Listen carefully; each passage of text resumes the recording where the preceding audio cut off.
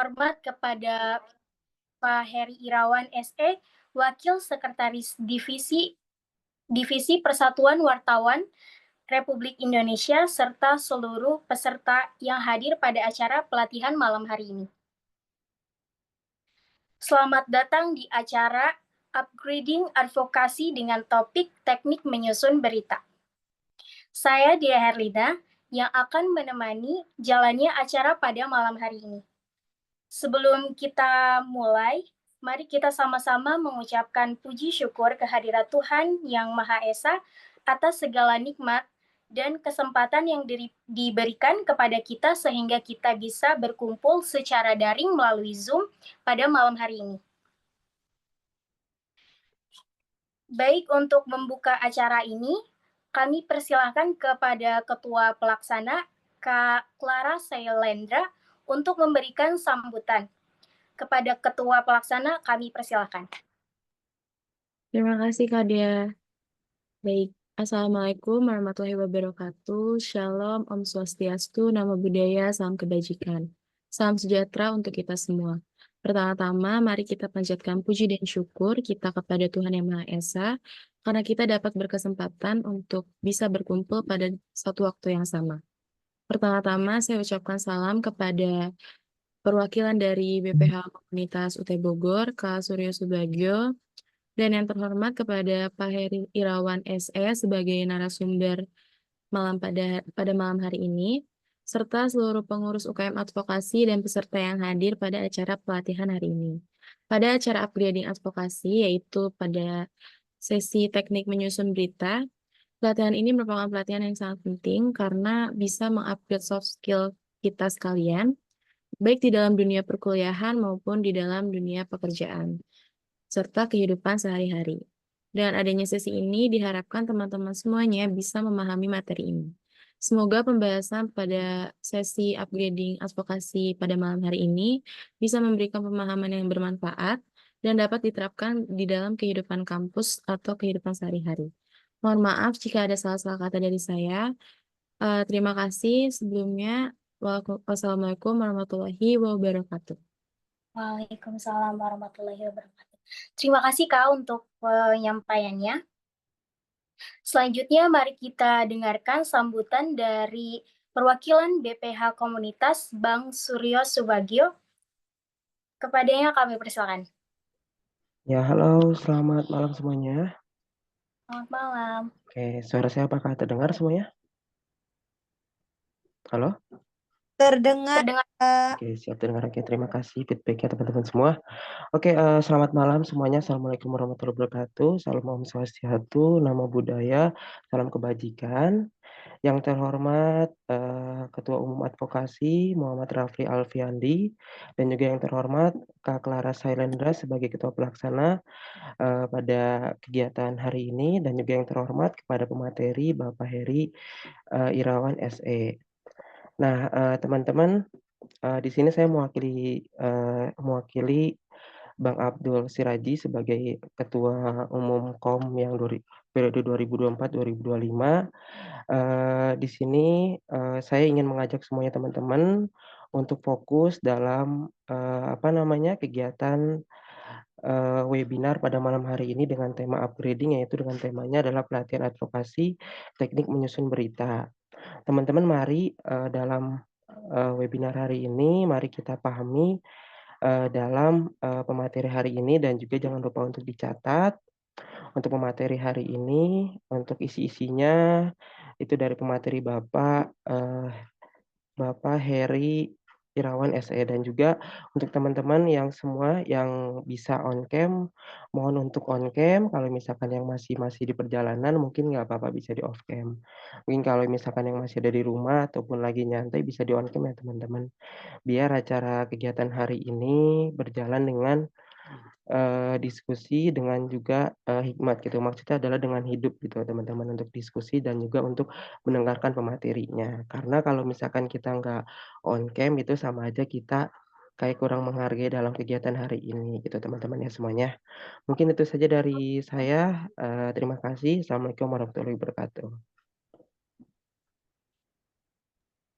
Waalaikumsalam warahmatullahi wabarakatuh. Terima kasih Bang untuk penyampaiannya.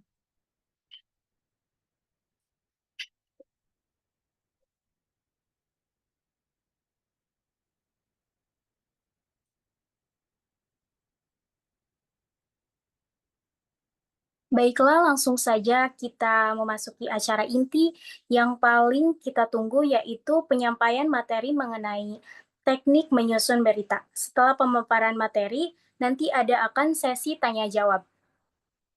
Tapi sebelum kita masuk ke acara tersebut, saya akan memberitahu rekan-rekan mengenai profil pemateri kita malam ini agar rekan-rekan bisa lebih mengenal beliau.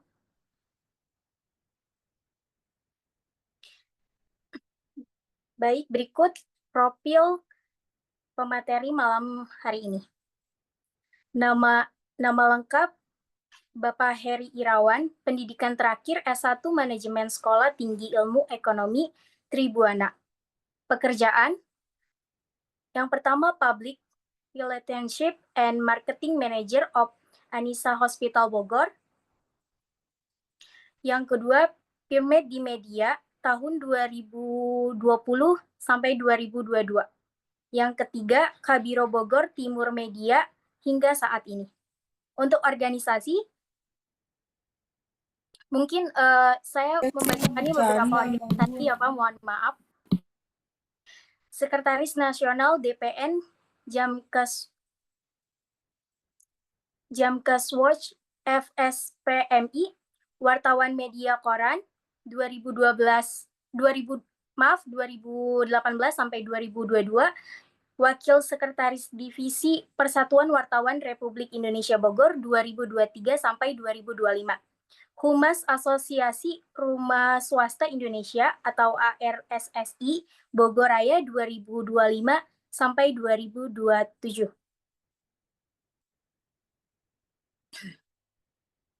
Baik, tanpa berlama-lama lagi, langsung saja kepada Bapak Heri Irawan SE, kami persilakan. Baik, terima kasih Mbak Dea. Gimana suaranya? Apakah terdengar dengan jelas, kawan-kawan? Jelas, Pak. Baik. Assalamualaikum warahmatullahi wabarakatuh. Om Swastiastu, salam kebajikan, salam sejahtera untuk kita semua. Selamat malam kepada seluruh peserta pelatihan yang hadir pada malam hari ini. Yang terhormat Ketua Komunitas UT Bogor yang diwakili oleh Bang Suryo Subagio ya, dan juga jajaran. Yang kami hormati Ketua UKM Advokasi UT Bogor beserta jajaran yang tidak bisa saya sebutkan satu persatu, namun tidak mengurangi rasa hormat saya. Dan yang saya hormati Ketua Pelaksana atau Ketua apa Mbak Clara ya, beserta tim panitia yang selalu membuat kegiatan pelatihan. Dan yang saya banggakan, semua peserta yang hadir pada malam hari ini, baik itu anggota UKM Advokasi maupun di luar UKM Advokasi, yang alhamdulillah pada malam hari ini kita diberikan kesempatan berkumpul ya, sehingga bisa bersilaturahmi melalui media Zoom saat ini, teman-teman. Alhamdulillah, puji syukur kita panjatkan kepada Tuhan Yang Maha Esa, Allah Subhanahu wa Ta'ala, karena atas rahmatnya kita diberikan kesempatan untuk berkumpul bersama-sama dalam acara pelatihan dasar teknik menyusun berita yang diselenggarakan oleh UKM Advokasi Universitas Bogor ya. Ini luar biasa nih, setiap minggu itu pasti ada aja tema-tema seru yang dihadirkan, tentunya ini menambah wawasan gitu ya buat kita semua. Jadi saya sangat apresiasi sekali. Salawat serta salam senang tercurah limpahkan kepada beliau bagi dalam Habibana wa Nabiyana wa Rasulana Muhammad Sallallahu Alaihi Wasallam, kepada keluarganya, sahabatnya, tabiin tabiatnya, dan mudah-mudahan kita semua mendapatkan syafaat di yaumil kiamah nanti. Amin ya rabbal alamin. Pada kesempatan ini kita akan belajar bersama. Saya juga masih belajar teman-teman ya, tentang bagaimana menyusun berita yang baik dan efektif ya.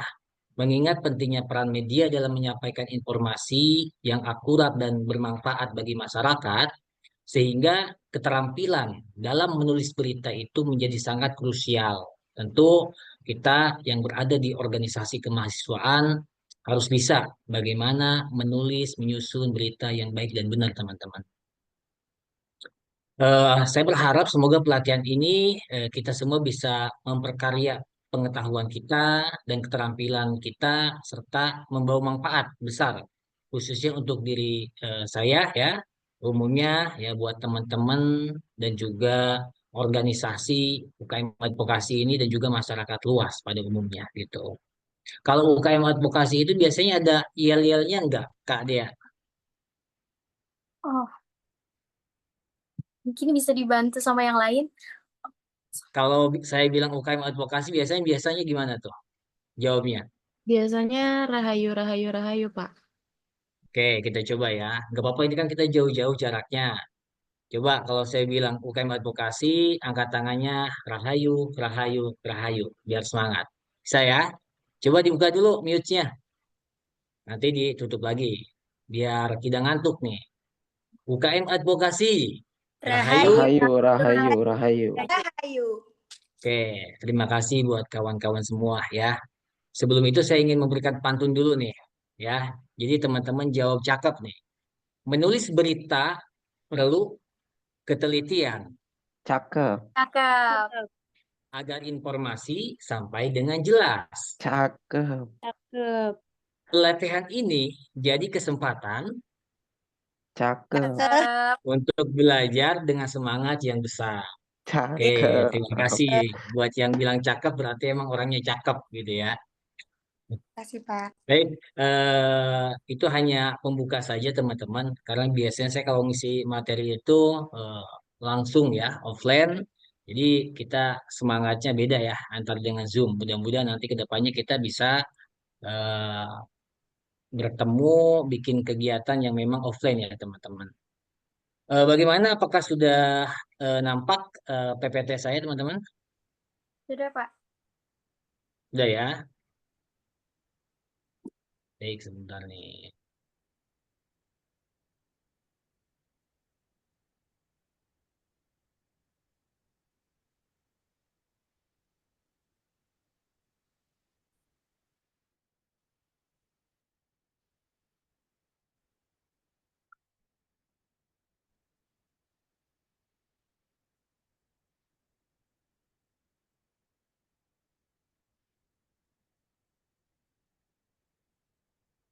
Oke, informasi juga teman-teman untuk kegiatan malam hari ini saya izin live streaming di YouTube saya ya.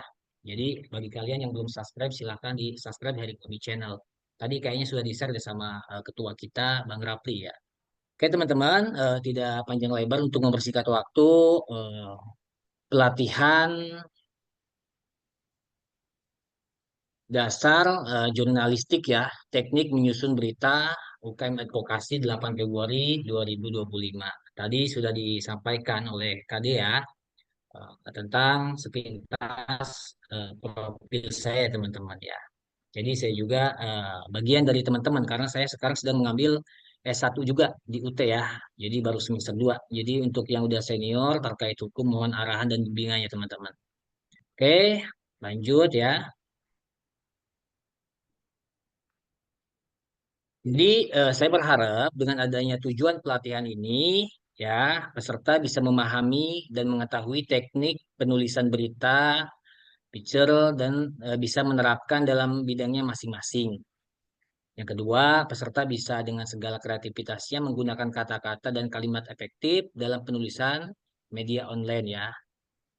Syukur-syukur nanti ada yang mau bergabung dengan kami, nanti kita sama-sama belajar ya, nanti jadi wartawan.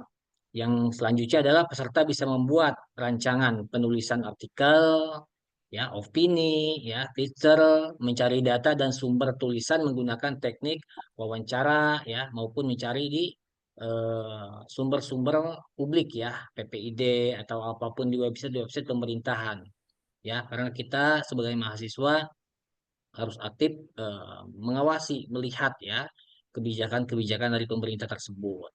Yang selanjutnya adalah peserta bisa menuliskan gagasan masing-masing dalam media, blog atau website yang terpadu. Jadi jangan hanya kita ini cuman bikin status-status yang tidak penting teman-teman.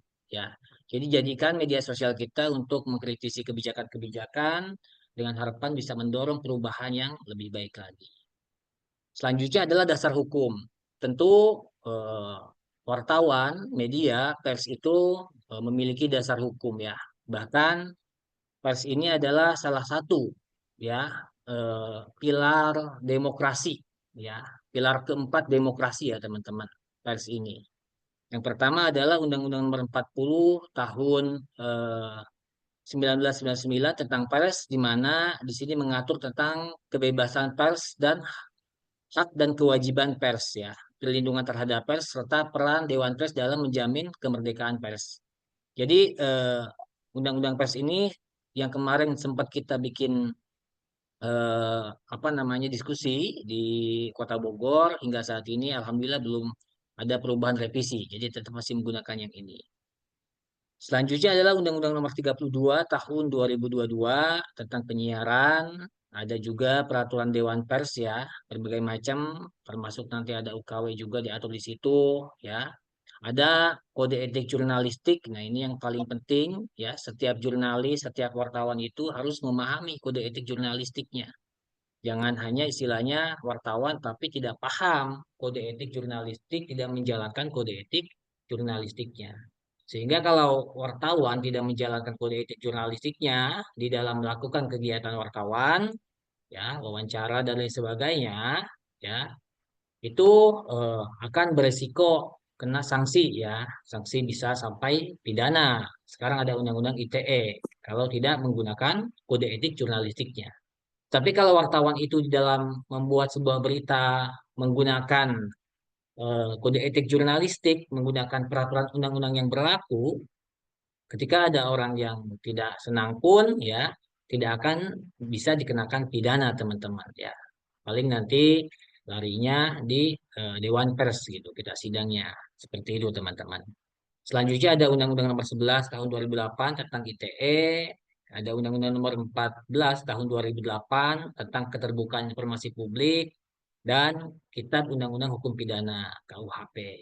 Jadi mayoritas kan ini UKM advokasi ya. Jadi kita harus belajar kalau kita ingin mengetahui sesuatu, ketika di sini kan ada nih undang-undangnya.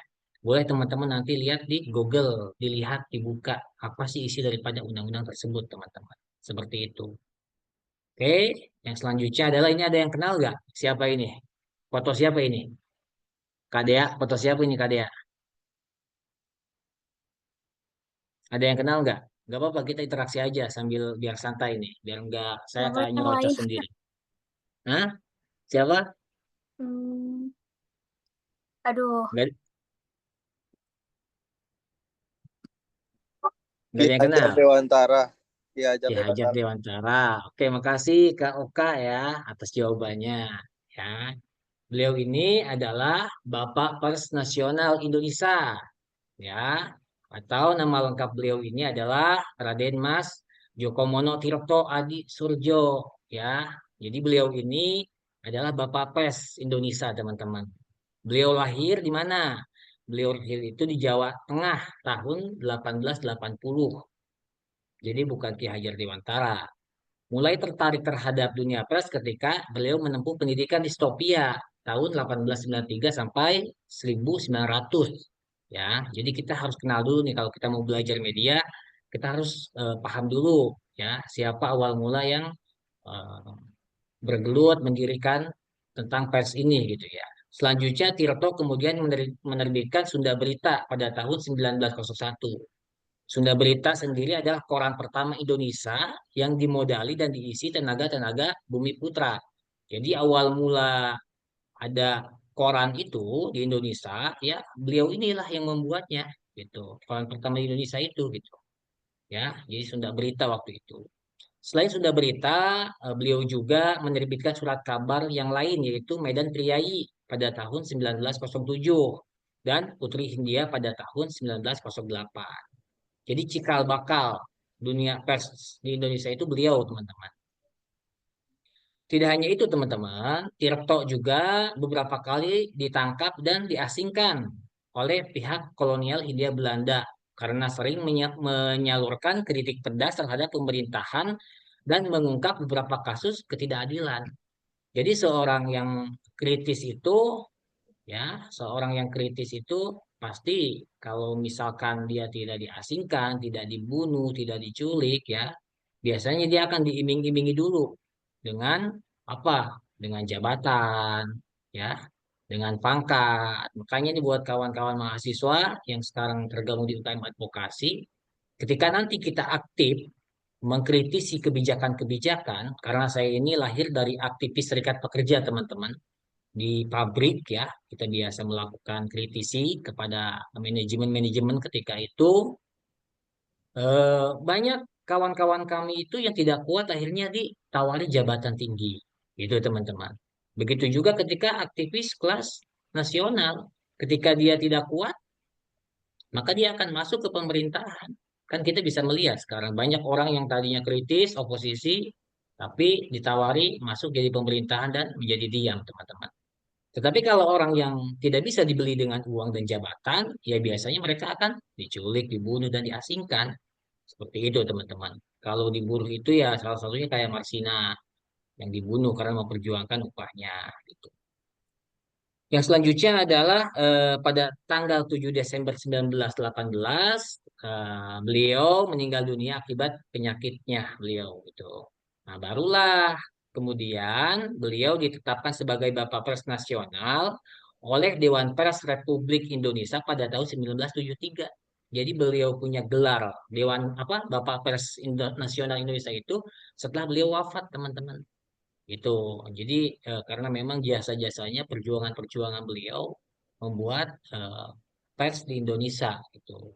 Makanya saya berharap nanti teman-teman yang tergabung pelatihan ini nanti kita sama-sama terus belajar ya, belajar menulis, kita sama-sama menjaga demokrasi kita ini gitu. Sejarah singkat jurnalis, teman-teman. Ini singkat saja ya. Jurnalistik itu lahir ketika manusia sudah mampu menulis. Sedangkan surat kabar muncul ketika manusia sudah mampu menulis secara teratur. Padahal para ahli berpendapat bahwa jurnalistik menjadi kegiatan manusia yang lebih teratur kira-kira 50 tahun sebelum Masehi. Jadi mulai teratur itu 50 tahun sebelum Masehi, teman-teman. Kalau dulu mah istilahnya ya hanya ala kadarnya kali ya, yaitu pada masa pemerintahan Julius Maharaja Kerajaan Romawi yang menjadi pusat peradaban Barat. Ketika itu Julius memerintahkan penempelan akta ya, catatan harian ya, dan akta senatus di tempat umum di kota Roma untuk kemudian disalin kembali oleh para budak kaum elit Roma yang merupakan cikal bakal surat kabar. Ini silsilahnya kayak gitu surat kabar itu. Itu sangat hanya sepintas saja. Kalau kita bahas itu juga sejarahnya terlalu lama, teman-teman. Jadi di sini kita sedikit-sedikit saja yang terpenting teman-teman mulai dari fondasi dasar hukumnya ya. Semua itu kan harus paham dulu dasar hukumnya. Teman-teman pelajari dulu dasar hukumnya. Tadi udah saya sebutkan. Sejarah singkatnya nanti teman-teman bisa searching lagi ya. Yang selanjutnya adalah terkait dengan jurnalistik ya teman-teman definisinya. Jurnalistik itu adalah segala bentuk kegiatan yang dilakukan dan sarana yang digunakan dalam mencari, memproses, dan menyusun berita dan ulasan mengenai berita sehingga mencapai publik. Jadi kalau teman-teman aktif menulis di medsos ya, di Facebook, di IG, ya itu sama juga jurnalis, tapi jurnalis medsos kali gitu teman-teman. Jurnalis yang tidak punya perusahaan ya, karena kalau media itu harus ada PT-nya, ada perusahaannya gitu. Jadi sama aja itu udah jurnalis ya. Secara garis besarnya seperti itu. Lalu apa sih Bang Heri wartawan itu ya? Wartawan atau jurnalis atau reporter adalah profesi untuk memperoleh informasi dengan mendatangi sumbernya. Istilah yang dipergunakan untuk melakukan pekerjaan ini adalah meliput. Jadi wartawan-wartawan jurnalis itu adalah sebuah kegiatan ya untuk mendatangi atau meliput narasumbernya. Ketika ada kejadian, ketika ada kegiatan, dia datang gitu ya. Setelah itu, hasil liputan para wartawan akan ditulis dan diserahkan ke redaktur untuk diseleksi. Jadi wartawan itu tidak langsung ujuk-ujuk naikin berita di portal media gitu. Jadi ada redakturnya dulu, ada redaksinya dulu yang menyeleksi layak atau tidak sebuah berita untuk dipublikasi. sesuai atau tidak dengan kode etik jurnalistiknya. Diolah lagi dan disajikan dalam bentukan tulisan di media cetak, siaran radio atau televisi. Jadi tidak ujug-ujug dari wartawan langsung naik. Itu teman-teman. Ini saya bicara terlalu cepat nggak, Kak Dea? Aman ya? Aman, Pak, aman. Oke. Selanjutnya, penulis atau wartawan, ya, ada namanya wartawan freelance. Adalah penulis berita atau reportase, artikel atau feature dan bentuk tulisan lainnya yang tidak terikat bekerja di suatu lembaga. Jadi makanya kalau teman-teman nanti ada yang berminat mau bergabung untuk menjadi wartawan freelance, kita sama-sama belajar nanti boleh bergabung, ya. Itu. Nah, ini kode etik jurnalistik, teman-teman. Ya, ini kita dasar dulu nih. Kode etik jurnalistik adalah etika profesi wartawan. Jadi wartawan itu ada etikanya, ada kode etiknya, tidak asal-asalan gitu. Ciri utama wartawan profesional yaitu menaati kode etik sebagaimana halnya dokter, pengacara dan kaum profesional lain yang memiliki dan mentaati kode etik. Jadi kalau ada wartawan yang tidak paham kode etik jurnalistik, yang tidak melaksanakan kode etik jurnalistik, yang tidak taat kepada kode etik jurnalistik, berarti bisa dikatakan itu wartawan tidak profesional. Ya, bahkan Bupati dulu ya, Ibu Ade Yasin sempat menyinggung bahasa dia malah kejam, wartawan bodrek kata dia. Ya, cuma kita nggak ngerti tuh wartawan bodrek itu yang kayak gimana ya. Gitu, itu hanya bahasa beliau. Intinya di sini kalau ada wartawan yang tidak mentaati kode etik jurnalistik berarti dia tidak profesional. Apa aja sih kode etik jurnalistik itu? Yang pertama adalah independen, akurat, berimbang, tidak beritikan buruk. Jadi seorang wartawan itu harus independen, tidak boleh syarat dengan kepentingan politik, kepentingan golongan, kepentingan organisasi. Harus akurat beritanya, harus berimbang, tidak boleh berat sebelah, dan tidak boleh beritikan buruk untuk menyerang, ya, menjelekan, seperti itu. Salah satu bentuk profesional seorang jurnalistik itu ialah menunjukkan identitas pada saat dia mau melakukan wawancara. Saya dengan Heri Irawan dari media Bogor Ready. Izin Bapak mau konfirmasi berkaitan dengan apa, misalkan terkait misalkan jaminan kesehatan daerah, anggarannya berapa. Jadi kita tunjukin, hormati hak privasi, tidak boleh menyuap ya. Beritanya harus faktual dan jelas sumbernya. Nggak boleh opini asal-asalan dari chat GPT ya. Atau plagiat, hanya ngambil dari grup WhatsApp, dinaikin berita tanpa sumber yang jelas.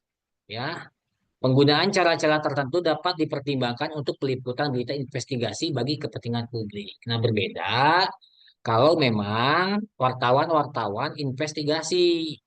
Ya, jadi wartawan investigasi itu dia punya cara-cara tertentu untuk melakukan mencari berita. Dalam hal ini untuk kepentingan publik tentunya, bukan kepentingan golongan. Ya, berimbang di sini tidak mencampurkan fakta dan opini yang menghakimi serta menerapkan asas praduga tak bersalah. Jadi tidak boleh buat berita tiba-tiba langsung digiring opini bahwa memang seseorang itu bersalah gitu ya. Tidak boleh.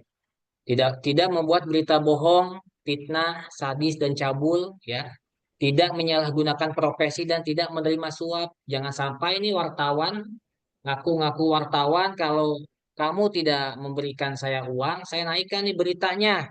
Misalkan datang nih wartawan ke mana? Ke pejabat, ke instansi ya. Kalau misalkan Bapak tidak memberikan bantuan proposal yang saya sampaikan, saya tahu nih anggaran Bapak ini, saya mau naikin nih. Nah, nggak boleh teman-teman seperti itu ya. Memiliki hak tolak untuk melindungi narasumber yang tidak bersedia diketahui identitas maupun keberadaannya. Jadi boleh ya, untuk narasumber-narasumber yang memang tadi investigasi, dia tidak perlu diungkapkan gitu, identitasnya siapa, tinggalnya di mana ya. Menghargai ketentuan embargo, informasi latar belakang dan off the record ya. Kan banyak tuh kalau kita suka nonton di berita-berita kayak patroli yang investigasi terkait apa, misalkan pengoplosan gas LPG, ya kan? Kan suka ada tuh di blur, namanya disamarkan, ya kan? Nah, itu contohnya wartawan-wartawan investigasi, dia tidak disebutkan nama jelasnya, tapi dia membuka bagaimana caranya untuk melakukan pengoplosan gas tersebut, atau aqua air minum ya misalkan yang palsu bagaimana caranya, kan suka tuh di blur, tidak nampak gitu teman-teman. Itu boleh ya, off the record. Tidak menulis atau menyiarkan berita berdasarkan prasangka atau diskriminasi sara.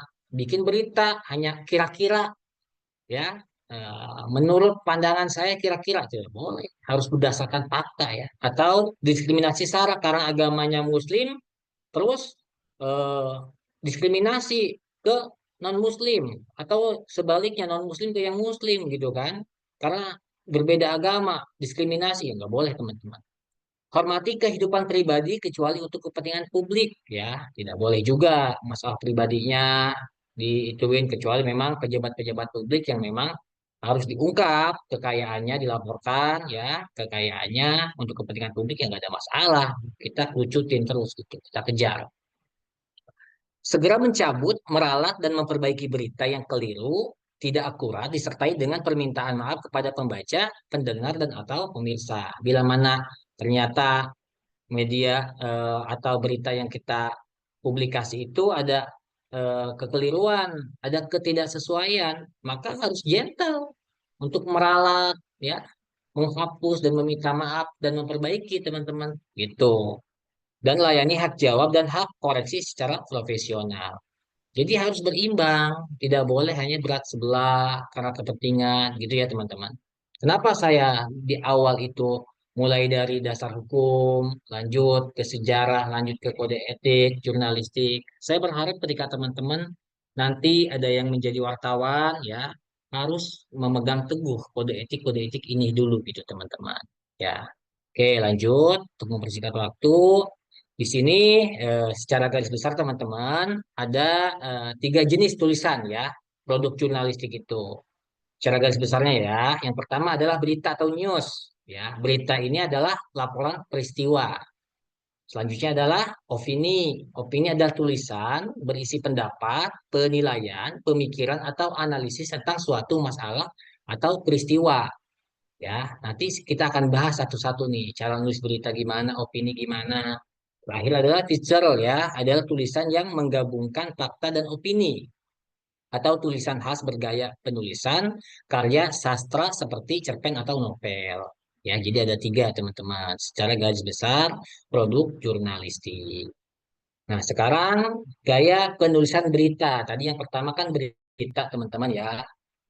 Laporan peristiwa dan rekonstruksi kejadian adalah bentuk penulisan berita yang bertujuan untuk menggambarkan suatu peristiwa secara jelas dan menyeluruh dengan menyertakan semua informasi penting terkait kejadian tersebut. Nah, dalam menyusun laporan ini digunakan unsur-unsur 5W plus 1H ya, yang berfungsi untuk memberikan gambaran yang komprehensif kepada pembaca dan piramida terbalik. Apa sih 5W1H? Apa sih piramida terbalik ini? Ya, oke kita bahas. Pengertian piramida terbalik. Jadi untuk menulis berita itu biasanya para wartawan itu menggunakan teknik piramida terbalik dan menggunakan rumus 5W1H. Sistem piramida terbalik yakni sistem penulisan berita yang mendahulukan informasi yang dianggap penting. Artinya, letakkanlah informasi terpenting di bagian atas. Semakin ke bawah, semakin tidak penting. Sistem piramida terbalik berfungsi untuk menghemat waktu pembaca. Pembaca bisa menghemat waktu pembaca berita yang Anda tulis hanya dengan membaca bagian judul dan teras berita. Sudah diketahui informasi berita tersebut secara umum. Nah, jadi ini nih teman-teman.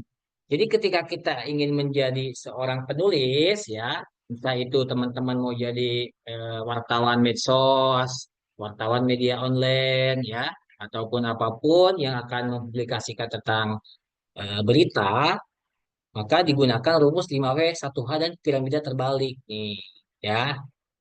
Jadi ini semakin yang pertama ini judulnya nih. ya, judul ya. Judul itu harus yang menarik. Misalkan UKM Advokasi Universitas Terbuka gelar pelatihan teknik dasar menulis berita. Nanti dimasukkan ya 5W1H-nya. Oke, kita lanjut nih. Ini kan contohnya nih ya, semakin ke bawah semakin gak jelas ya, informasi pendukung, data tambahan. Nah, ini unsur-unsur 5W1H. Ya, W yang pertama apa? What?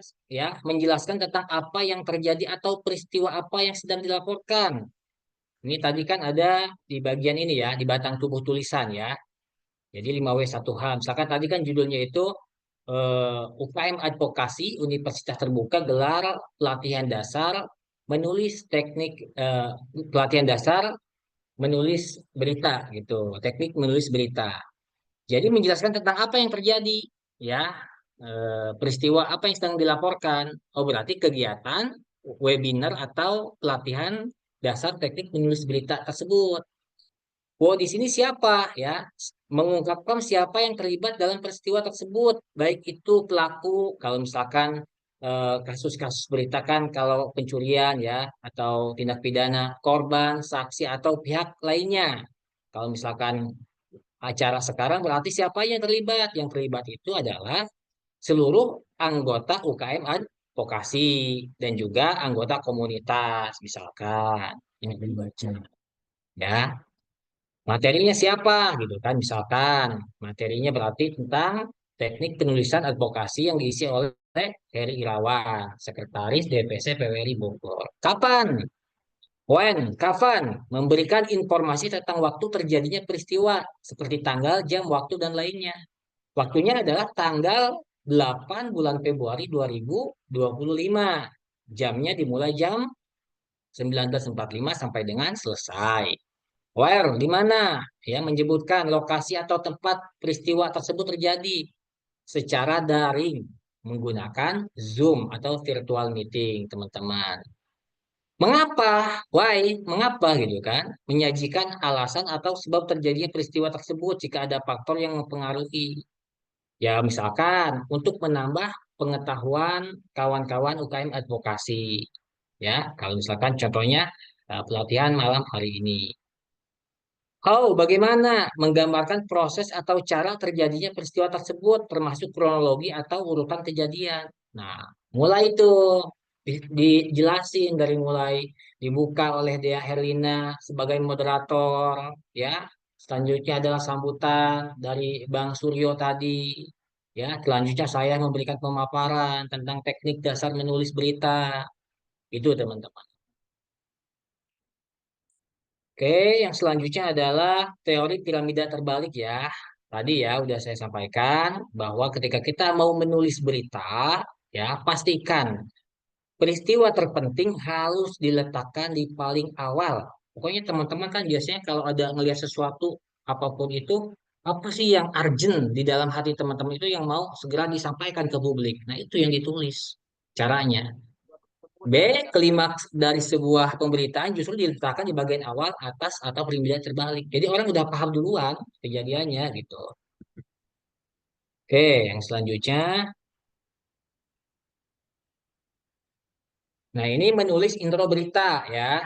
Merupakan bagian terpenting dari suatu berita. Biasanya berita televisi ya selalu dimulai dengan intro yang dibacakan oleh penyiar di studio. Selamat pagi pemirsa dimanapun Anda berada.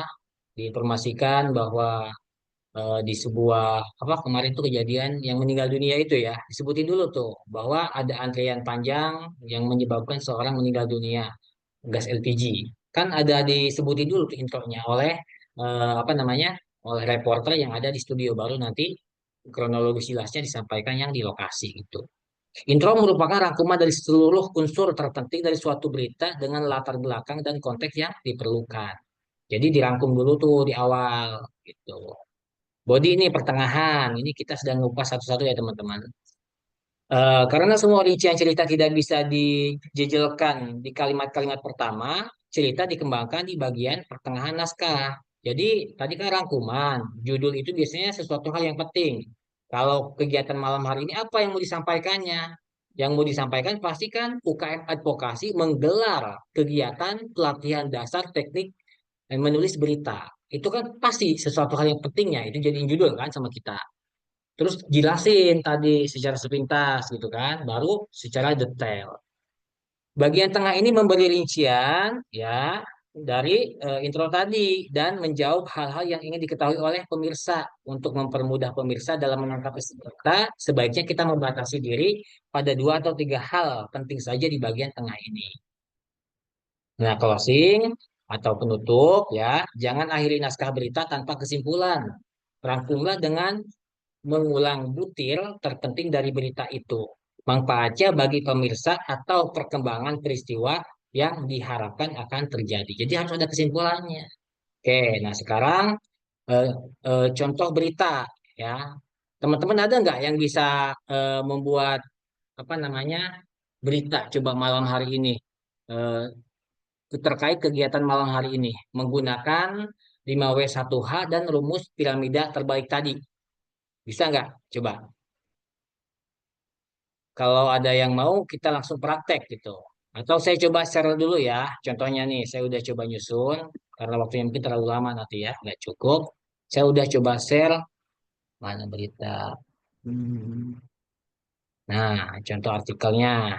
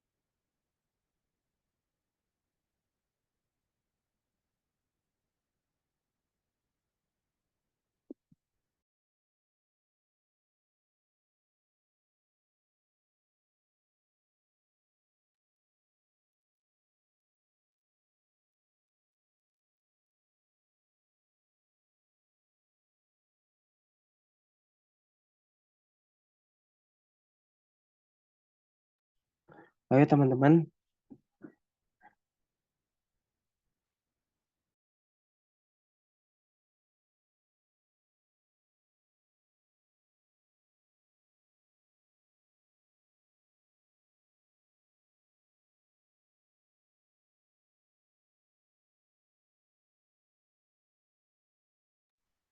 Oke, teman-teman, sorry ya.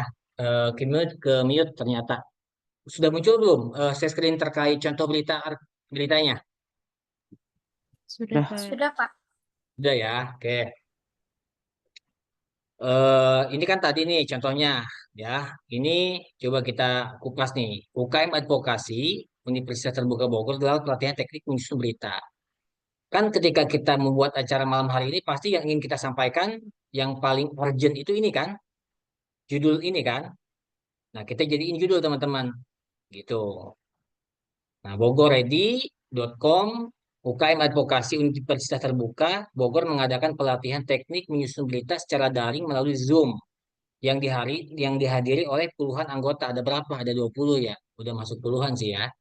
Kegiatan ini dipandu oleh Heri Irawan, Sekretaris Persatuan Wartawan Republik Indonesia DPC Bogor, dan bertujuan untuk meningkatkan keterampilan anggota dalam menulis berita yang informatif dan menarik pada Sabtu tanggal 8 bulan 2 2025.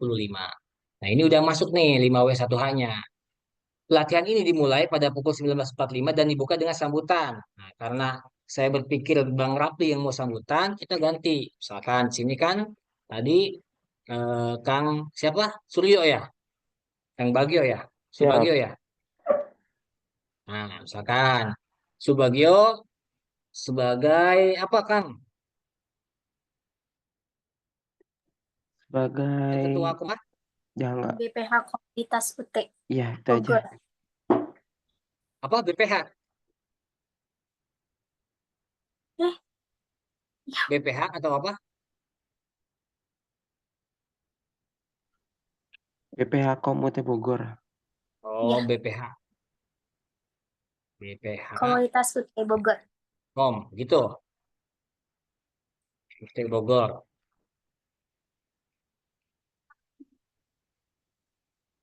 Contoh ya, ini contoh aja ya. Nanti teman-teman gambarnya seperti ini. Dalam sambutannya, Subagio kalau di berita itu nggak boleh ada gelar teman-teman kecuali untuk pendidikan. Tuh. Menyatakan kegiatan pelatihan ini adalah langkah penting bagi kita untuk meningkatkan kemampuan jurnalistik. Misal, saya berharap semua anggota dapat memanfaatkan kesempatan ini sebaik mungkin dan menerapkan ilmunya yang didapat dalam setiap aktivitas kita di UKM Advokasi. Heri Irawan menjelaskan materi mengenai teknik piramida terbalik dan 5W1H dalam menulis berita, pentingnya keakuratan informasi serta teknik wawancara. Peserta juga diberikan kesempatan untuk berdiskusi dan bertanya menciptakan suasana interaktif yang mendukung proses pembelajaran. Kegiatan ini merupakan bagian dari program pengembangan kapasitas anggota UKM Advokasi Universitas Terbuka Bogor yang bertujuan untuk meningkatkan kemampuan komunikasi dan penyampaian informasi. Dengan pelatihan ini diharapkan anggota UKM Advokasi UT Bogor dapat menyusun berita yang berkualitas dan berkontribusi lebih baik dalam dunia advokasi. Saya pengen nanti ini teman-teman ubah sesuai dengan kondisi kegiatan malam hari ini.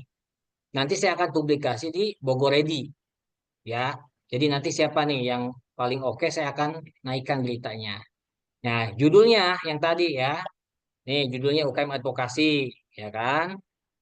Intronya mana? Ini. Nih, ya kan? Intronya. Ini 5W1H-nya. Apa? Pelatihan ini bertujuan untuk meningkatkan keterampilan anggota dan menulis berita yang informatif dan menarik. Tadi ada di atas. Itu. Siapa narasumber pelatihan? Heri Irawan. Ada seorang jurnalis yang menjabat sebagai Sekretaris Persatuan Wartawan Republik Indonesia Bogor. Kapan kegiatan dilaksanakan? Tanggal 8 Januari pukul sekian. Di mana? Ya, pelatihan dilakukan secara daring melalui Zoom ya, agar semua peserta anggota bisa berpartisipasi dengan mudah, nggak perlu ongkos ya. Mengapa? Kegiatan ini penting untuk memberikan pengetahuan dan keterampilan teknik jurnalistik yang efektif kepada anggota UKM Advokasi agar mereka dapat menyusun berita yang berkualitas. Bagaimana? Dalam sesi tersebut, Heri menjelaskan tentang mengenai teknik piramida terbalik dan 5W+1H dalam menulis berita. Pentingnya keakuratan informasi serta teknik wawancara. Itu peserta diberikan kesempatan untuk berdiskusi dan bertanya, menciptakan susunan interaktif. Informasi pendukungnya ini, ya, tuh. Ini kemarin saya bikinkan, saya kira berarti. Nah, jadi teman-teman, saya berharap nanti setiap kegiatan yang dilakukan oleh komunitas, entah itu kegiatan-kegiatan diskusi, kegiatan-kegiatan aksi, ya, itu ada yang menulis berita, gitu. Ada yang menyimpulkan kegiatan tersebut isunya apa segala macam, biar publik memahami, biar kehadiran kita itu dipandang dan ada, gitu. Jadi ini contohnya ya teman-teman. Ini semua yang ada di sini, ini jawabannya, gitu. Oke, sedikit lagi teman-teman.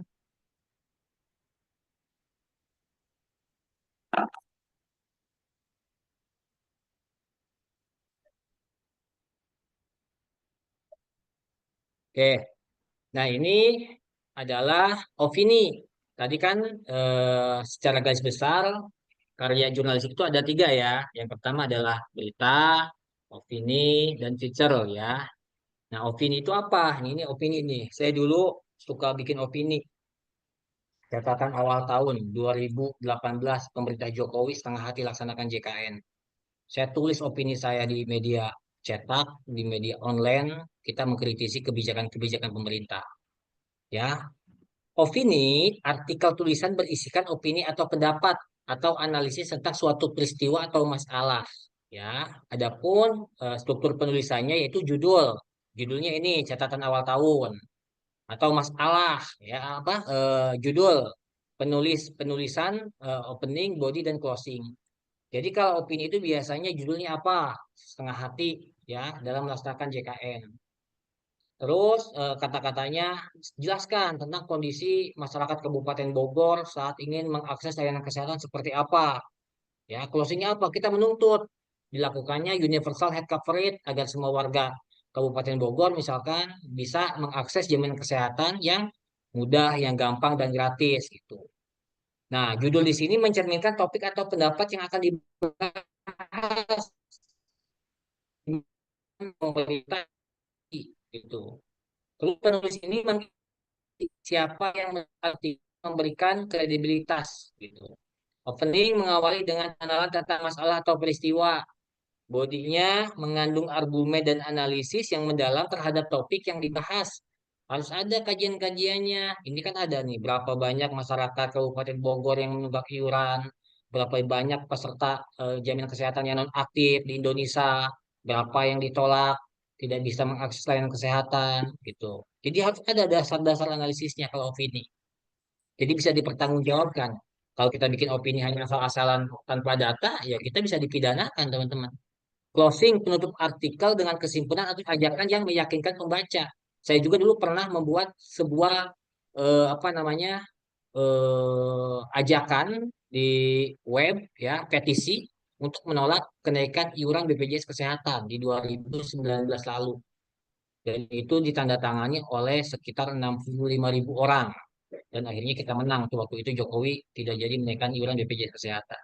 Nah, opini itu kalau kita tidak ada analisasnya, tidak ada datanya, maka itu bisa dipidanakan gitu. Tapi kalau kita bisa membuktikan apa yang kita sampaikan itu, kita tidak dibilang pencemaran nama baik, ya, atau fitnah, atau hoax gitu. Jadi harus kredibel, ya, harus jelas gitu. Ada analisisnya. Lanjut, ini picture ya. Tulisan berisi panduan antara fakta dan opini, ya. Adapun struktur tulisannya sama, judul ya, lead, body, closing ya. Masuk kategori fitur seperti tip, biografi, pengalaman, curhat nih para cewek yang suka curhat ya, itu maksudnya feature ya. Dan catatan perjalanan. Dia lagi perjalanan kemana? Ke Hong Kong, ngapain jualan daun pisang gitu. Misalkan gitu. Penulisan artikel ya, feature ini terdiri dari judulnya harus menarik perhatian pembaca ya, menggambarkan esensi dan topiknya ya. Jadi kalau yang suka bikin-bikin novel ya, coba ditulis kegiatan-kegiatan teman-teman ya. Aliena pembuka yang menggugah minat pembaca dengan cerita, kutipan atau deskripsi yang menarik, harus menarik ya. Bodinya mengembangkan cerita atau fakta dengan panduan opini, pengalaman pribadi atau analisis yang mendalam. Closing, penutupan yang memberi kesan mendalam atau refleksi bagi pembaca. Jadi ketika setelah membaca novel atau cerita kita itu orang merasa gitu kan. Oke, lanjut teman-teman. Nah, ini menulis media online ya. Media online ini adalah media massa yang tersaji secara online di situs web, internet ya. Menurut Romli 2013. Media online adalah media massa generasi ketiga setelah media cetak, media koran, tabloid, majalah, buku ya, dan media elektronik. Elektronik ini adalah radio, televisi, dan film atau video. Kalau dulu kan jarang ya media-media online gitu ya. Adanya koran paling di lampu merah, TV kita nonton rame-rame ya di rumah tetangga karena nggak pada punya gitu kalau dulu. Nah, ini media online karena saya memang aktifnya di media online ya. Media online ini merupakan produk jurnalistik online atau jurnalistik online ini disebut cyber journalism.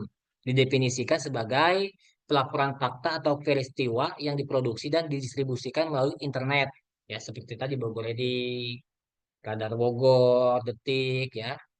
Secara teknis atau fisik, media online adalah media berbasis telekomunikasi dan multimedia atau komputer dan internet. Termasuk kategori media online adalah portal berita, ya, website, ya, yang tadi saya sebutkan ya, radio online, TV online, ya. Isi media online terdiri dari teks, ya, visual atau gambar, audio, ya, video, visual ya, seperti itu. Kita udah pada tahu lah ya, media-media online sekarang. Nah, adapun karakteristiknya media online ini ya, halamannya itu bisa menampung naskah sangat panjang ya. Kalau media online itu lebih bebas lah gitu kan. Naskahnya bisa lebih panjang gitu. Pemuatan dan editing naskah bisa kapan saja dan di mana saja, mau tidur, mau di WC, ya, lagi ngedit naskah segala macam, wawancaranya udah gitu kan. Kasarnya gitu ini mah. Jadwal terbit bisa kapan saja, bisa setiap saat. Makanya kalau kayak detik.com itu ketika ada gempa, kalian buka aja. Gempa pasti langsung muncul. Gempanya 1 detik yang lalu, 2 menit kemudian detik.com itu udah ada gitu. Jadi bisa kapan saja gitu. Cepat, begitu diupload langsung bisa diakses semua orang. Ya, menjangkau seluruh dunia yang memiliki akses internet. Aktual, berisi info akurat karena kemudahan dan kecepatan penyajian. Update pembaruan informasi terus dapat dilakukan kapan saja. Interaktif 2 arah, dan dengan adanya fasilitas kolom komentar, chat room, polling, dan sebagainya. Kan ada tuh media-media yang menyediakan kolom komentar gitu ya. Walaupun kadang nggak pernah dibalas itu. Terdokumentasi informasi tersimpan di bank data atau arsip ya, dan dapat ditemukan melalui link artikel terkait ya, dan fasilitas pencarian di Google ya. Terhubung dengan sumber lain ya, hyperlink yang berkaitan dengan informasi tersaji. Nah, ini teknik penulisan di media online. Walaupun tadi media online bisa panjang kapasitas segala macam, tapi ada tekniknya untuk menarik viewer ya. Teknik penulisan di media online. Yang pertama adalah menyusun dengan karakter pembaca gaya bahasa jurnalis online, hendaknya ringkas, padat, to the point. Jadi jangan bertele-tele. Orang males kalau terlalu bertele-tele kalau baca media online gitu. Kadang-kadang kita aja males kalau baca terlalu bertele-tele gitu, nggak padat to the point. Selanjutnya judulnya sederhana dan padat ya. Sederhana tapi mudah dipahami tapi langsung yang pentingnya tersampaikan. Tulisan mudah dipindai, memindai ya, misalnya dengan subjudul maksimum tiap 5 paragraf ya, headline-nya kata-kata penting dengan warna berbeda, cetak tebal, jenis huruf, ukuran huruf, ini tergantung sih teman-teman kalau ini ya. Kalau saya sih nggak pernah pakai menggunakan yang warna-warni ya, kalau media online jarang juga ya. Tulisan pendek lebih disukai, jumlah kata paling banyak 50% dari media cetak ya. Aliena pendek, satu aliena idealnya hanya terdiri dari 65 karakter atau maksimal 15 baris. Gunakan paragraf pendek dan jarak antara alineanya ya. Eh, Uraian panjang dipecah-pecah menjadi beberapa judul, sambungkan melalui multiple hyperlink. Pembaca tidak suka tulisan panjang dan harus men-scroll jauh ke bawah. Kadang-kadang udah jauh ke bawah, iklan pula gitu kan. Gunakan tabel atau poin atau angka urut ke bawah ya. Pembaca lebih mudah dan lebih nyaman membaca uraian berurut ke bawah daripada pembaca panjang ya. Terapkan prinsip piramida terbalik yang tadi. Yang penting di atas uraian selanjutnya. Pokoknya kalau kita mau nulis apapun itu, tulis dulu yang penting ya. Yang penting dulu gitu. Gunakan bahasa sederhana dan informal untuk tulisan opini, artikel, dan visual. Nah, ini tip penulisnya. Layoutnya sederhana, tidak terlalu dinamis, dengan dimensi berlebihan. Gunakan foto atau video terkait. Kalau beritanya tentang kegiatan pelatihan, berarti nanti di screenshot ya foto-foto kegiatan malam hari ini buat gambarnya gitu. Tempatkan iklan dengan tepat agar tidak mengganggu pembaca. Kadang-kadang kan ada media yang iklannya menutupi gitu kan. Jadi kita mau buka aja di males. Hindari font aneh dan berwarna terang nih. Ya, tipsnya memang harus dihindari font aneh itu gitu. Gunakan EYD atau kata baku, hindari background musik ya, atau automatic fly. Kadang-kadang itu mah blog-blog kayak gitu. Kalau media online mah jarang ya. Hindari window ya, informasi kontak form, cerita apapun dapat diceritakan dalam 800 kata. Kalau bisa 800 kata ya. Panjangnya 300 sampai 500, maksimal 800 kata. Kalau kepanjangan juga orang terlalu males ya bacanya. Satu paragraf terdiri atas 3 sampai 5 kalimat. Hindari bahasa gaul atau slang ya. Bahasa slang akurat, tidak salah ketik. Jadi kalau kita menulis berita atau apapun itu, kalau teman-teman share apa informasi apapun itu, tolong sebelum di-share itu dibaca kembali dulu, diulang dulu ya. Bahkan saya kalau nulis berita itu ditulis dulu, dibaca lagi 1 kali. baca lagi untuk memastikan EYD dan lain sebagainya tidak ada yang salah ketik. Itu teman-teman. Nah, mungkin itu informasi yang bisa saya sampaikan. Mudah-mudahan bisa bermanfaat dan bisa menambah referensi dan pengetahuan buat kawan-kawan UKM advokasi. Oke, terima kasih. Saya kembalikan ke Kak Adia. Oke, baik. Nah, untuk penyampaiannya terima kasih. Atau mungkin teman-teman ada yang mau bertanya?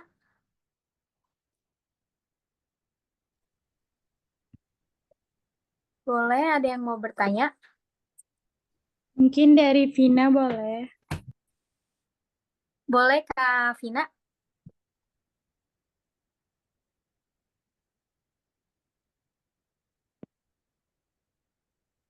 Tapi izin maaf ya nggak bisa on cam sebelumnya. Iya, nggak apa-apa Kak Pina, lanjut ya. Ya baik, Assalamualaikum warahmatullahi wabarakatuh. Perkenalkan nama saya Vina Lawiyah. Kemudian saya mau tanya Pak, jadi bagaimana cara memilih kata-kata yang tepat agar berita tetap singkat namun tidak kehilangan makna pentingnya? Dan bagaimana konteks digital, sosial media untuk menyusun berita tapi dapat mempengaruhi si pembaca dan ramai responnya, Pak. Cukup ya, Pak. Terima kasih. Sudah jelas, Pak? Oke, langsung dijawab apa tiga apa gimana Kak Dea? Boleh, Apa Pak. ditampung dulu? Boleh langsung dijawab. Oke, saya coba jawab ya. Mudah-mudahan bisa memuaskan Kak Pina. Yang pertama adalah terkait bagaimana teknik menulis berita agar menggunakan bahasa yang efektif, tapi tidak mengurangi substansi daripada berita tersebut. Ya, untuk tekniknya, kita mungkin kalau semester 1 di hukum itu kan prodi apapun itu biasanya kita akan belajar bahasa Indonesia. Nah, tadi kan udah disampaikan bahwa ketika kita menulis berita itu diupayakan menggunakan bahasa formal, ya, jangan menggunakan bahasa gaul, gitu teman-teman. Sehingga ketika kita menulis berita menggunakan bahasa yang baik dan benar dan bahasa efektif gitu ya, karena kan di bahasa Indonesia itu kita udah diajari tuh bagaimana kita menulis secara efektif sehingga kita bisa merangkum gitu. Karena kalau itu kan kembali lagi kepada skill kita untuk mencerna sebuah peristiwa, sebuah informasi, karena semakin kita biasa menulis ya teman-teman, nanti kita akan terbiasa memilih kosakata yang mudah dipahami gitu teman-teman. Biasanya orang yang jago menulis dia juga akan untuk menyampaikan secara lisan, betul nggak?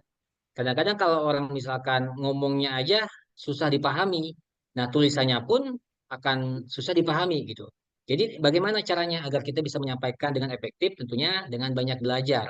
Karena dengan kita semakin banyak belajar, makanya saya nanti tolong boleh dikirim ke saya untuk kegiatan malam hari ini. Coba ditulis ya dengan judul yang tadi. Silahkan teman-teman improvisasi dengan gaya bahasa teman-teman terkait dengan kejadian atau kegiatan malam hari ini. Nanti saya akan publikasi. Intinya untuk bisa efektif, tentu kita harus terus belajar dan aktif menulis teman-teman. Kalau kita nggak aktif, nggak belajar, ya nggak bakal bisa gitu. Jadi kunci utamanya terus belajar. Itu Kak Tina, untuk yang pertama gimana? Apakah puas atau kurang?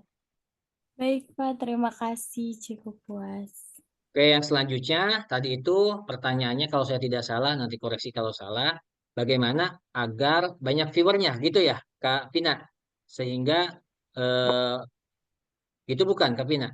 Bisa Eh, diulangi? ya, betul. Jadi lebih ke ramai responnya gitu. Jadi kayak kita tuh upload berita, tapi kan kadang ada tuh kita upload tapi nggak ada viewersnya, terus juga nggak naik di FYP orang-orang. Nah, itu tuh gimana sih Pak caranya? Oke, kalau ini berkaitan dengan engagement namanya. Kalau di digital marketing itu semakin kita continue membuat sebuah postingan, membuat sebuah berita, dan kita aktif menyebarkan postingan kita tersebut, ya, berita-berita kita tersebut melalui media sosial kita, itu akan mudah ditemui oleh orang-orang gitu di mesin pencarian Google. Jadi bagaimana caranya agar bisa FYP? Tentu untuk memancingnya ya kita harus continue dalam membuat beritanya. Sehingga orang-orang yang membutuhkan informasi itu kita selalu menyajikan berita yang orang butuhkan. Sehingga ketika orang tidak ingin membuka pun kadang-kadang kan di handphone kita suka muncul tuh detik.com apa gitu kan tiba-tiba. Padahal kita tidak sedang butuh berita itu gitu.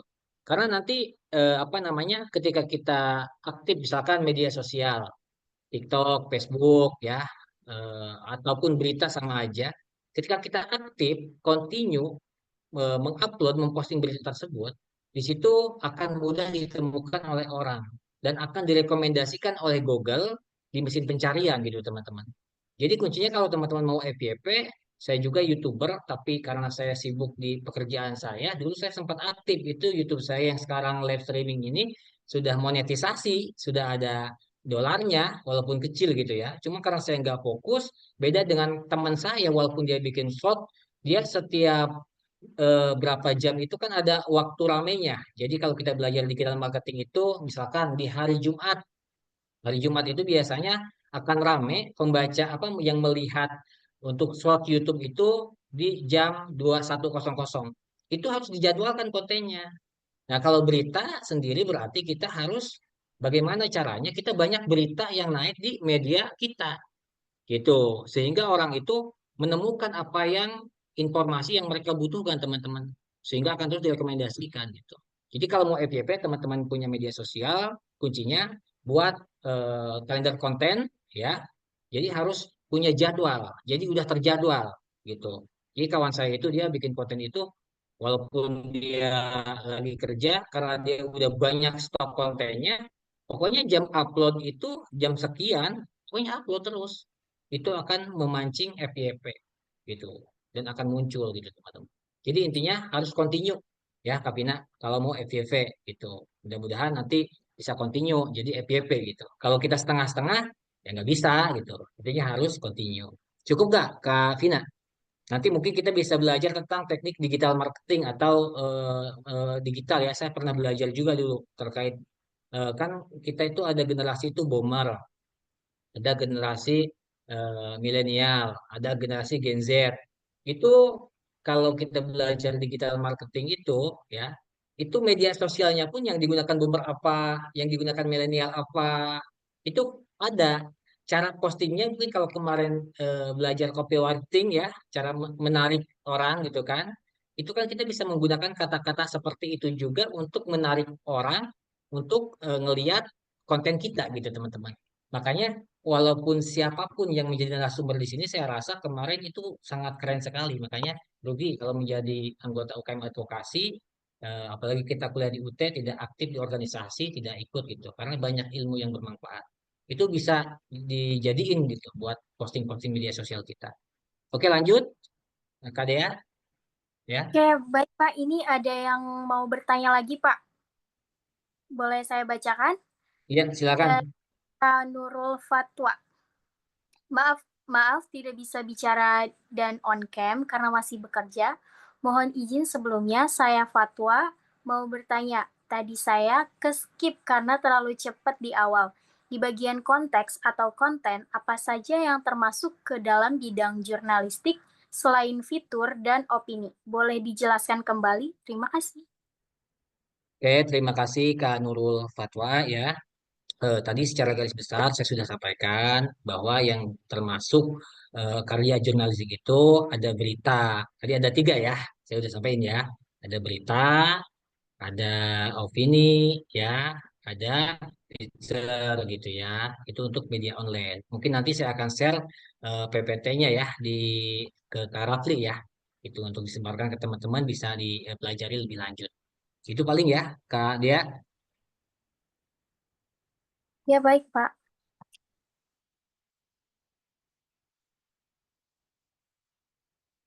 Siapa lagi yang mau bertanya ini Kak Elsa ya?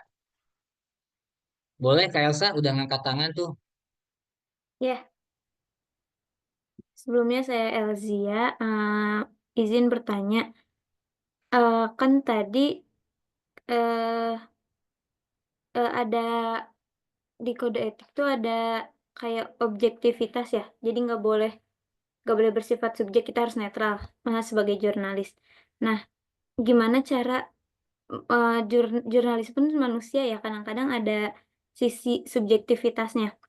Nah, bagaimana cara menyeimbangkan atau menyusun berita, terutama jika melaporkan isu-isu yang sensitif atau kontroversial gitu. Gimana caranya kita bisa terus menjadi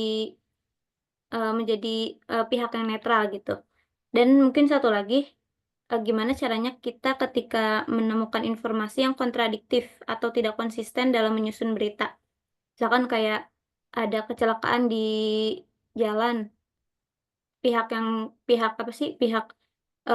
saksi ngelihatnya gara-gara nerobos lalu lintas, tapi ketika ditanya polisi katanya jalan berlubang, ya gitu-gitu deh pokoknya. Ketika nggak konsisten dalam menemukan berita gitu. Gimana caranya? Itu aja sih. Terima kasih.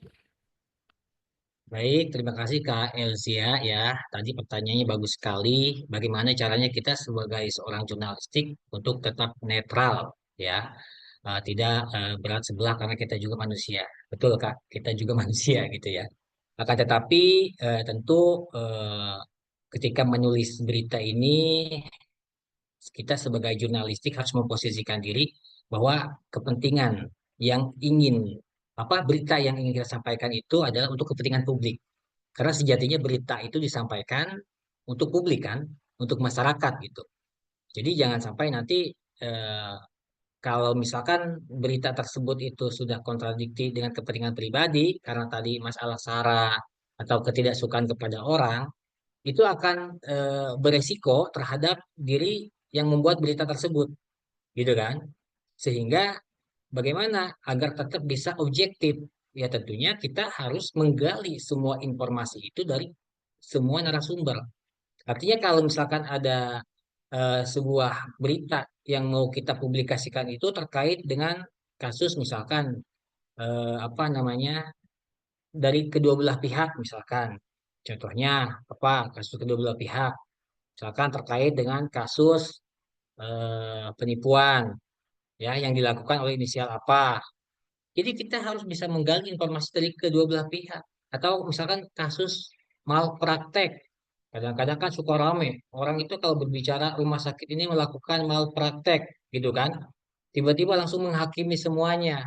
Terus oknum wartawan juga tidak melakukan hak jawab atau hak tolak. Kan tadi itu ada hak jawab, ada hak tolak.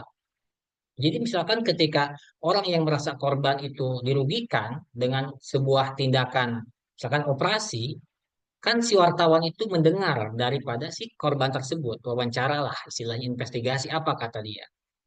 Nah, tetapi si wartawan itu nggak boleh langsung mentah-mentah mendengar saja kata orang tersebut. Biar berimbang berarti harus datangin juga yang dituduhkannya, misalkan pihak rumah sakit gitu ya, atau pihak sekolah kalau yang sekarang lagi rame kasus-kasus apa namanya dana yang harus ada iuran-iuran pungutan-pungutan itu pungli gitu ya. Itu harus berimbang Kak. Jadi caranya itu kita harus menggali informasi tersebut dari kedua belah pihak. Karena ada hak jawab, ada hak tolak. Kecuali orang yang ingin kita wawancarainya, misalnya pihak rumah sakitnya, kita sudah menyampaikan permohonan untuk melakukan wawancara, klarifikasi, memberikan hak jawabnya terkait dengan informasi yang disampaikan oleh misalkan si A gitu ya, atau warga gitu ya.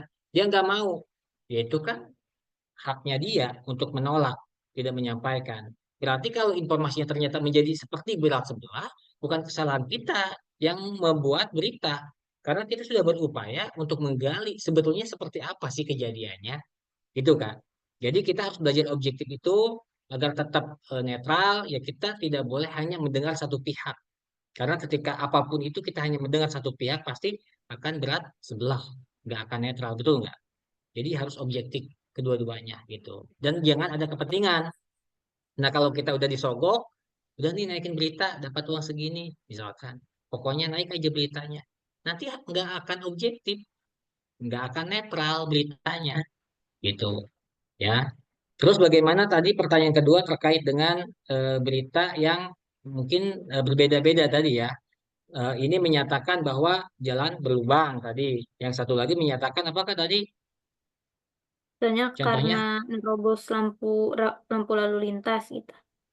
ya Jadi menerobos ada lampu, ya ada menerobos dua lampu lalu, pernyataan. ada dua Ada dua pernyataan pernyataan gitu yang ya. berbeda.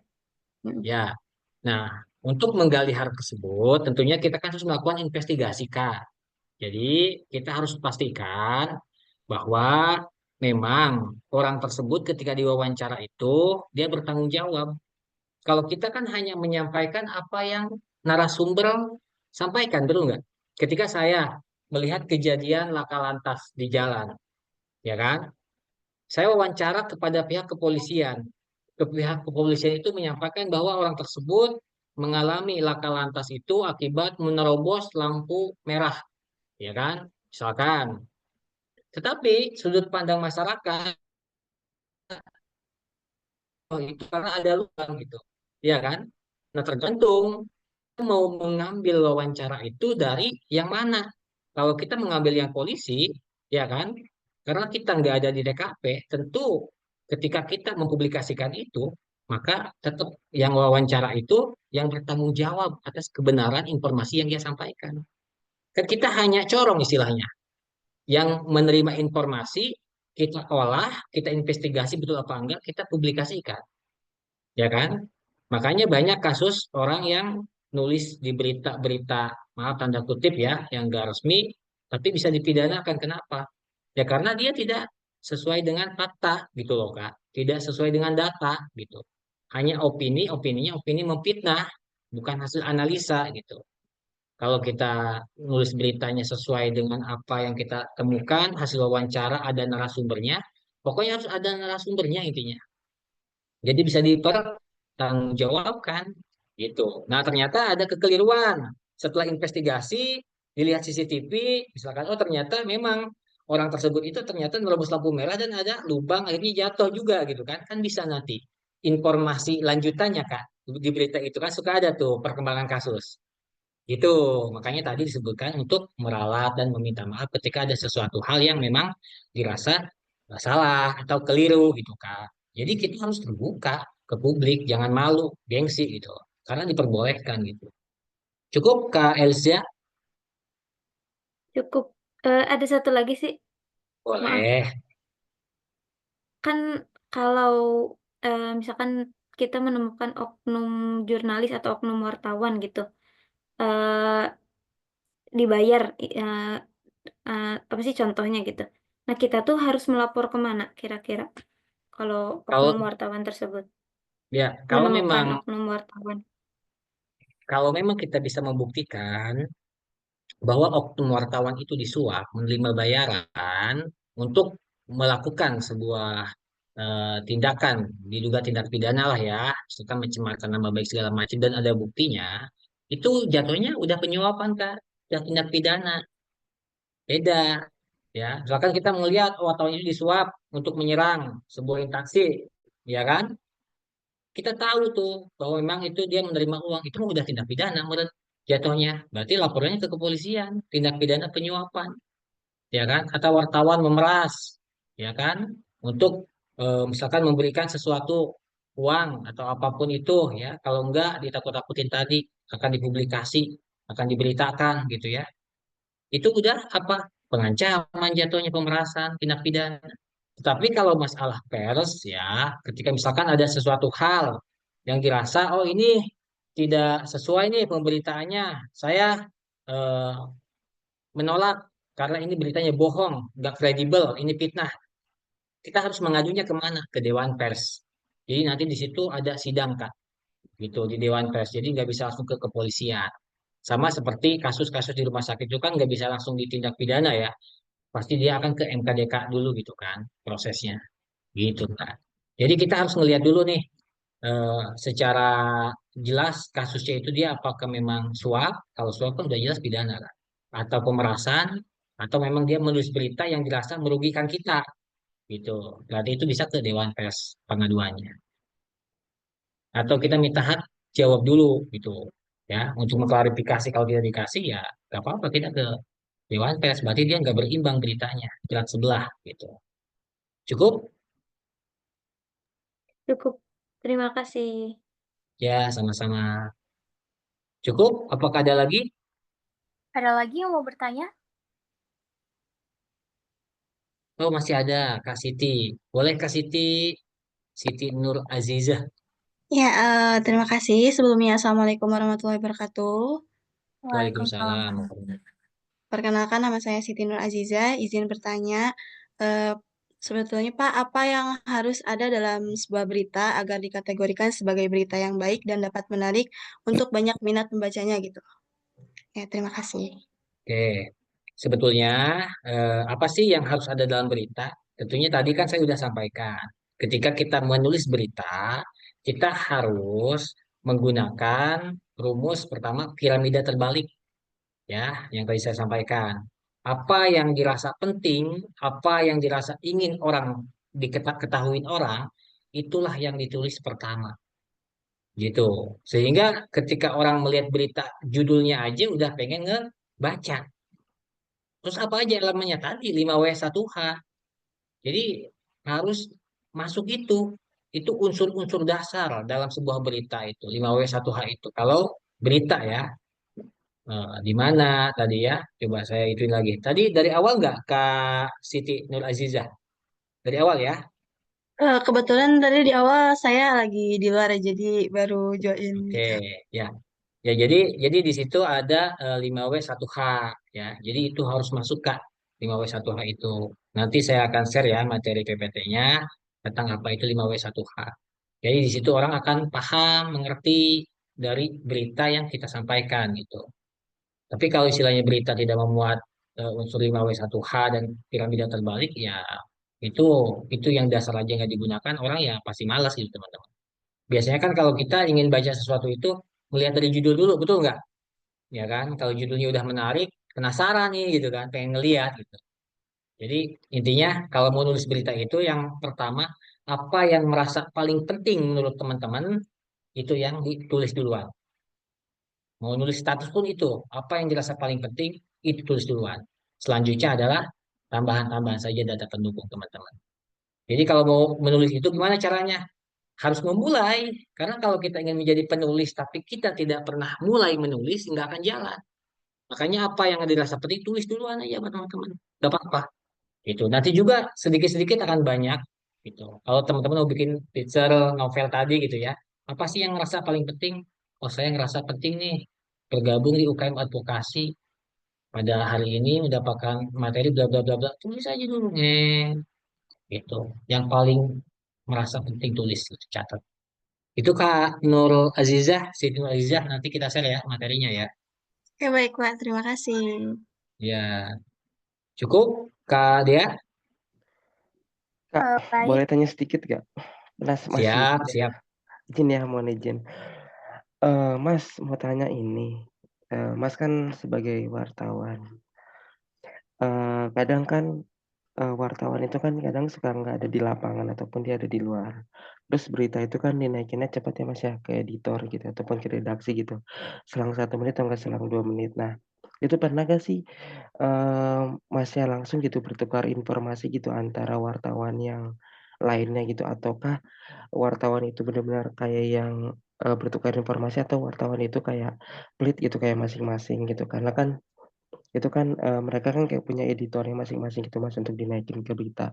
Misalkan kayak ke Radar Bogor ataupun kayak ke berita-berita yang ada di televisi gitu sih Mas. Mungkin itu sih yang membuat aku penasaran aja sih gitu, lebih Ya, ke detail aja sih.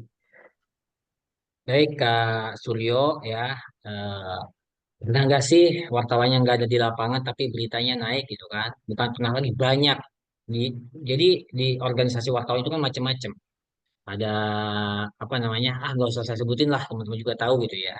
Nah kadang-kadang ya, yang tadi saya bilang banyak wartawan grup WhatsApp, ngerti nggak?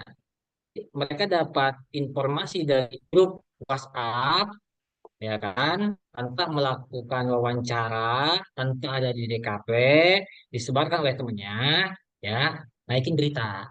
Itu seharusnya nggak boleh, ya, harusnya nggak boleh gitu. Kalau memang mau yang kredibel, karena nanti beritanya pasti samaan, gitu. Tetapi kalau ada izin, ya nggak ada masalah. Misalkan Bang Suryo ini wartawan UKM advokasi, saya wartawan komunitas, ya kan? Yang nulis beritanya Bang Suryo gitu kan. Ya udahlah naikin di portalnya UKM advokasi dan komunitas. Yang naikin di UKM advokasi Abang, yang naikin di komunitas saya misalkan. Biar makin banyak orang melihat berita kita. Ya nggak ada masalah. Itu selama memang sama-sama saling memberikan gitu, Bang. Itu ya idealnya sih harus datang di TKP ya, idealnya gitu. Siap, siap. Cukup ya? Cukup, cukup. Soalnya masih penasaran sama itu aja sih, Mas. Kayak yang pasti gak sih gitu, kayak ada satu dua gitu. Ternyata emang yang disebutkan fakta. Gitu. Iya, karena kan gini, kadang-kadang kita aja di KSPI, kita membuat sebuah rilis berita. Misalkan kita akan melakukan aksi kayak kemarin di Kementerian SDM, kita meminta Menteri SDM dicopot. Kita melakukan konvensi pers, kita buat rilis berita. Kita sebar tuh rilis beritanya, ya kan? Di grup, WhatsApp, di media sosial, dengan fotonya, dengan harapan apa? Berita tersebut booming gitu loh. Cuman biasanya akan diprapase lagi, ya, sesuai dengan gaya masing-masing, gitu teman-teman. Tapi sumbernya tetap, misalkan dari Said Iqbal, Presiden KSPI yang melakukan aksinya, rilisnya dari ini. Tapi gaya penulisannya kan setiap itu punya khas masing-masing teman-teman. Itu diprapase lagi, tapi substansinya tetap menggunakan itu. Nggak ada masalah. Kayak kemarin aja saya bikin kegiatan acara alat apa lomba karaoke di RC Asosiasi Rumah Sakit Swasta. Kita naikin berita di Inews ya di Radar Bogor dan juga di apa namanya di RCTI Plus gitu ya, media online gitu ya. Mungkin nanti saya kirim. Itu beritanya kan kadang-kadang sama gitu. Karena kita kasih rilisnya, kita minta tolong nih beritanya tolong dinaikkan gitu. Gak ada masalah sih teman-teman. Itu selama memang itu bukan mencuri, bukan plagiat gitu teman-teman.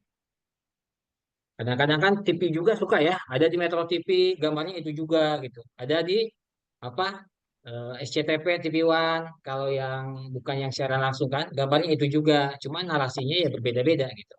Gitu teman-teman. Cukup ya, Bang Suryo? Cukup, Mas. Oke, makasih. Oke, Kak Dea, saya kembalikan ke Kak Dea ya. Baik, Pak, mungkin dari Bapaknya ada yang mau ditanyakan kepada peserta-peserta? Oke, saya mungkin ingin bertanya ke teman-teman ya. Yang pertama, ada nggak sih yang minat menjadi jurnalis di sini?